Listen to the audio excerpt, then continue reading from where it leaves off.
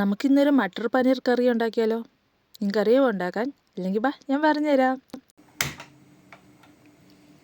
അതിനായിട്ടൊരു pan എടുക്കുക, അതിനകത്ത് കുറച്ച് എണ്ണ ഒഴിക്കുക, നമ്മൾ കട്ട് ചെയ്ത് വെച്ചിരിക്കുന്ന പനീറെല്ലാം കൂടി അതിനകത്ത് ഇട്ട് കൊടുക്കുക. എന്നിട്ട് അത് ചെറുതായിട്ടൊന്ന് ഫ്രൈ ചെയ്തെടുക്കണം. പനീറെല്ലാം വറുത്ത് വെച്ചതിന് ശേഷം നമ്മൾ കുക്കർ എടുക്കുക, അതിനകത്ത് കുറച്ച് എണ്ണ ഒഴിച്ച് കൊടുക്കുക, കട്ട് ചെയ്ത് വെച്ചിരിക്കുന്ന ഉള്ളി അതിനകത്ത് ഇട്ട് കൊടുക്കുക. അതിനകത്ത് പിന്നെ ഇഞ്ചി വെളുത്തുള്ളി പേസ്റ്റും കൂടി ഇട്ട് കൊടുത്തിട്ട് അതിൻ്റെ പച്ചമണം മാറുന്നത് വരെ നമ്മൾ വഴറ്റിയെടുക്കണം. അത് കഴിഞ്ഞ് നമുക്ക് ഇതിനകത്ത് മഞ്ഞൾപ്പൊടി, മല്ലിപ്പൊടി, മുളക് പൊടി, ഗരം മസാല ഇതെല്ലാം കൂടി ഇട്ടൊന്ന് വഴറ്റിയെടുക്കാം. അതെ സ്കിപ്പ് ചെയ്ത് പോവല്ലേ. നമ്മുടെ വീഡിയോ സബ്സ്ക്രൈബ് ചെയ്യാതെ കാണുന്നവരുണ്ട്, ഇന്ന് സബ്സ്ക്രൈബ് ചെയ്യണേ. മസാലയുടെ പച്ചമണം എല്ലാം മാറി വരുമ്പോൾ നമുക്ക് അതിനകത്ത് ടൊമാറ്റോ പ്യൂരി ഒഴിച്ച് കൊടുക്കണം. അതിനുശേഷം കഴുകി വെച്ചിരിക്കുന്ന മട്ടർ എല്ലാം കൂടി അതിനകത്ത് ഇട്ട് കൊടുക്കാം. മട്ടർ എന്ന് പറഞ്ഞാൽ നമ്മുടെ ഗ്രീൻ പീസ് തന്നെയാണ് കേട്ടോ. അതിലേക്ക് കുറച്ച് വെള്ളം കൂടി ഒഴിച്ച് നല്ലപോലെ ഒന്ന് മിക്സ് ചെയ്തിട്ട് നമുക്ക് അടച്ച് വെച്ച് ഒരു 5 വിസിൽ വരുന്നത് വരെ ഒന്ന് വേവിച്ചെടുക്കാം.